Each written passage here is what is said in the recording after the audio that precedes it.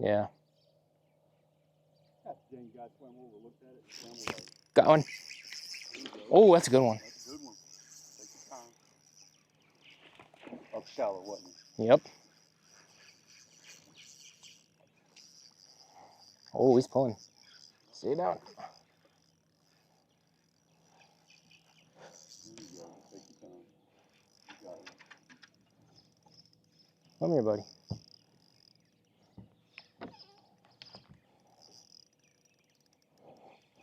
Trying to pull me under the boat. Oh, man. Come here. Other side. Come here. All right, come back. Wow. Good one. Wow, look at that thing. Holy crap. Oh my God. Oh, what the hell? Thank you. Oh my God. Holy crap. Tackle freaks, tackle geeks, and everyone in between. Welcome back to the channel. My name's Amir. Thanks again for tuning in. And in today's video, we're gonna be jumping into Loomis World and talking about the NRX Plus 852S.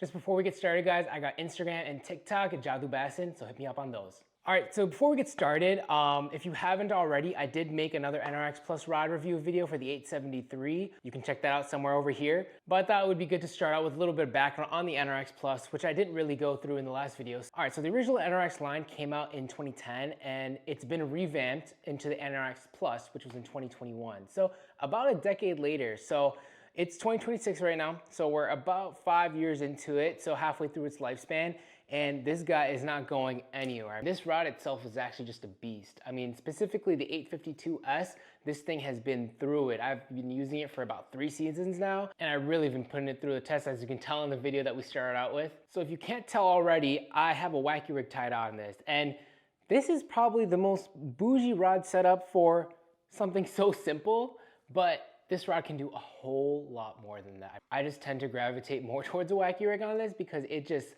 skips a Senko beautifully. But before we get into the different applications of this rod, let's just go through some of the specs. So NRX Plus 852S jig and worm rod. That's what the JWR stands for, right? So it's a 7'1" extra fast medium power rod. So the extra fast action is something you notice right away with this rod. We'll get into the rod bend a little bit later in the video, but this rod has got power on power for a medium. I mean, it's almost between a medium and a medium heavy to me, which is also why I've put it through such a beating. I use rod when I'm fishing in docks, sparse grass. I've even pitched into pockets in between lily pads, and it's pulled big fish out of there. So this rod is a tank. And just to continue, you got that 1/8 to 3/8 ounce rating, which is, I think, its sweet spot. And then, 6 to 12 pound line. So as far as weight of the rod itself goes, this guy is a feather. The rod itself weighs 3.5 ounces. And I've paired this guy up with the Shimano Vanquish 3000, and the Vanquish came in around 6.2 ounces with line. So you got a total package of 9.7 ounces, which is so stupid light. And it honestly feels kind of wrong throwing stuff like this on such a nice bougie rod setup, but like I said, there's a lot of other applications for the rod. This is definitely a rod that I use all day. Now for me, this is more of a shallow water rod, although I have used it a lot in offshore situations. It really excels, in my opinion, in those close quarter, short range type casts, skipping under a dock, like I said, or just pitching into really close targets. This rod is amazing at. This is like the perfect skipping rod for a spinning rod. I mean, because that extra fast tip really helps give you that power you need when you're loading up a cast. Especially a Senko. Like a Senko on its own is about 3/8 ounce, right? So, I mean, you're really in that effective weight range. So you don't really need to add more weight.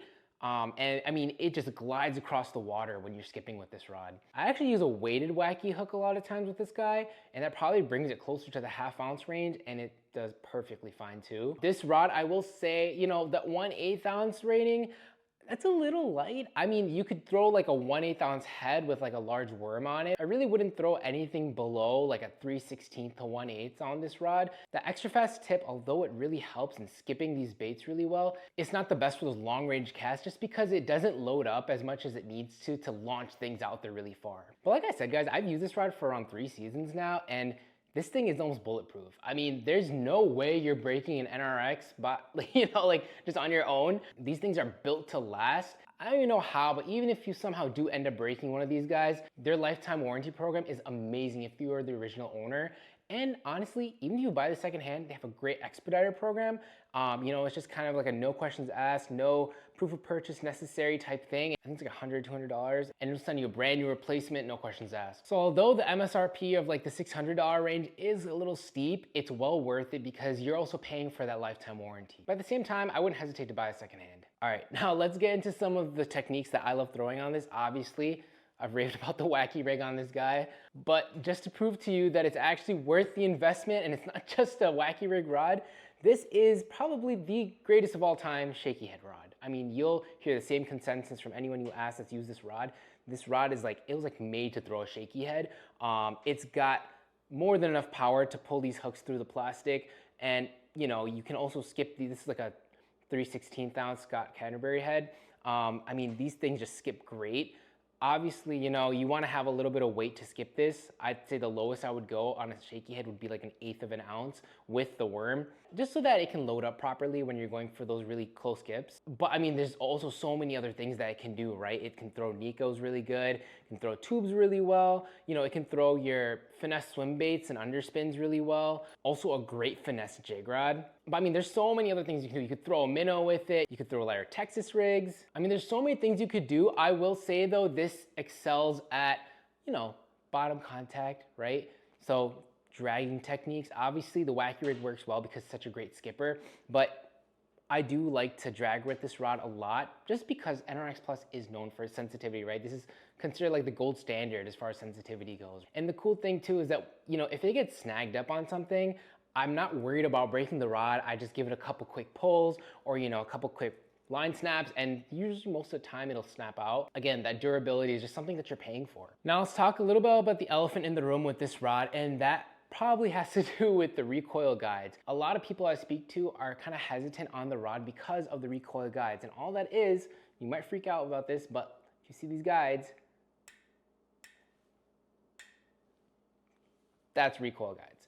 And honestly, I like them because I don't really have to worry about stepping on them. Not that I want to step on them, but just in case if I do end up stepping on one, it's not like the end of the world like if you stepped on like an AGS guide, right? These things just bend right back into shape perfectly the way they were. So I don't really have to worry about that. But a lot of guys don't really appreciate the fact that your leader knots will scream when going through the guides if you don't tie the proper knot. And what I mean by that is if you're tying a knot that's a little bit bulkier, you know, it's gonna clang through the guides a little bit, like tick, tick, tick, tick, tick, right, all the way up through. But for me, I don't really find that an issue because I only tie FG knots, and the FG knot is super, super slim. I mean, I got one tied up right here. I don't know if you can tell right there, but it's super slim, and honestly, it doesn't really affect me as much. The only time it'll affect me is if I, you know, don't tie it properly and there's like a tag end hanging out. Otherwise, I don't really notice it. I've never felt like it's affected my casting distance or, you know, how the rod performs. So I guess the recoil guides are a pro and a con. It's just something you kind of gotta get used to. Like I said earlier, another con could, you know, just be the casting distance.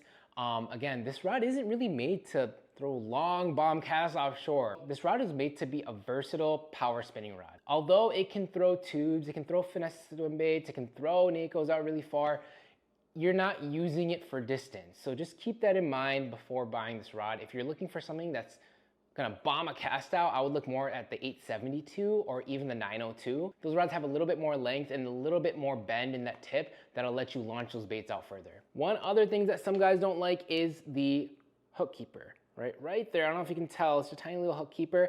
I honestly don't have an issue with it as much.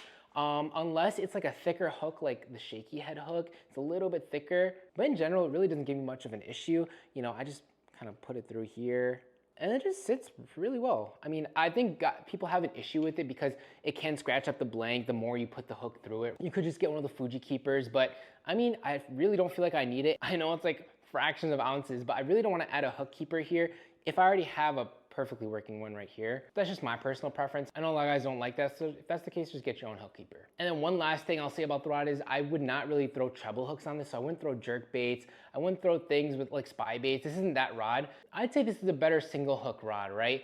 I mean, again, I'm throwing Wacky rig hooks, you know, I'm throwing thicker shaky head hooks. It's a rod that will really help you drive those hooks through the fish's mouth. So I'm not really gonna throw treble hooks. I'd rather have something with a little more bend in it for treble. Honestly guys, even though it's been around 5 years since the rod released, I highly recommend you still get the rod. A, the warranty is amazing. B, the rod performs phenomenal. It's super, super sensitive. And you know, C, it's just a tank. Like, it will not break. I promise you, you can put it through the paces, it won't budge. I try to clean this guy up every season, I cork seal it, but I've put it through a lot and it's held up. All right guys, that's a close-up look at the NRX Plus 852S. Let's take a look at how it bends. All right, so we're gonna talk about the bend of this rod real quick. So, as we said before, it's an extra fast, right? So you get that really fast reaction time in the tip, and as soon as you low up on a fish, boom, look at that. I mean, it bends down really well into the blank until you hit that solid backbone. I'd say about 1, 2, 3, 4, 5, 6, 7-ish guide down. You know, you get into that straight backbone, right? This is just pure power all down here. So you have that, you know, really extra fast tip up top, really fast reaction time, and then, you know, you have a little bit of that curve in the front of the rod, but, you know, like I said, when you need to drive those hooks, you really get that power that you need. This rod doesn't mess around. You know, this is a rod that I'm pretty comfortable boat flipping fish in, even though it's a spinning rod. You know, this rod, it just has so much power. But you know, again, when you're pulling fish out of heavy cover like docks or, you know, sparse grass and stuff like that, you want something with that power, right? So if you really want like a power spinning rod, this is definitely the route to go. I also made a Windbuster review. If you haven't seen that, check that out. That's also another comparable rod that I would put in that power finesse style spinning rod. But yeah, guys, there you go. There's that bend in action on the rod. There you have it, guys. That's my review on the NRX Plus 852S. Again, lots of power, lots of versatility too. I mean, this guy doesn't really mess around. When you want to get through the thick stuff and you need like a more finesse approach, this is the guy to go with. If you find a great deal online secondhand for this rod, jump on it. These things are great warranty-wise. These things are great durability-wise. And I just couldn't recommend the rod more. I know I say that about a lot of rods, but this guy's been with me for 3 years almost, and he's still going strong just as this first day I got him. Call it a bougie Wacky rig Senko rod or a, you know, a power finesse shaky head rod or a finesse jig rod, whatever you want to call it, this guy will get the job done. If you guys love bougie rod and reel reviews or even just tackle breakdowns, subscribe to the channel, drop a like, let me know what you guys want to see next. Let me know what your guys' thoughts on the rod are too, and I'll see you guys in the next video.